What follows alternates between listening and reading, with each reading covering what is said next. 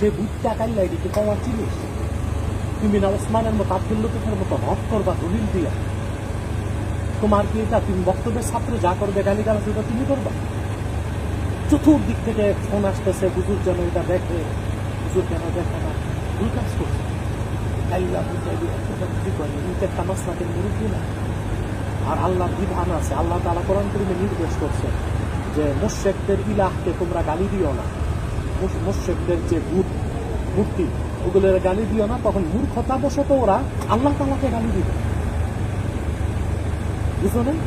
একমাত্র অবলম্বন করতে হবে তোমার এটা অনুচিত। তোমার যদি কিছু বলতেই হয় সেটা দালিলি ও জ্ঞান ভিত্তিক হইতে হবে। কারণ এই যে মাসলাক যার দিন ইসলাম সবার আমাদের এই স্লোগানটা বাস্তবায়নের সমস্যা হয়। হুজুর তো এরকম বুটটা হাইল্লা করে না।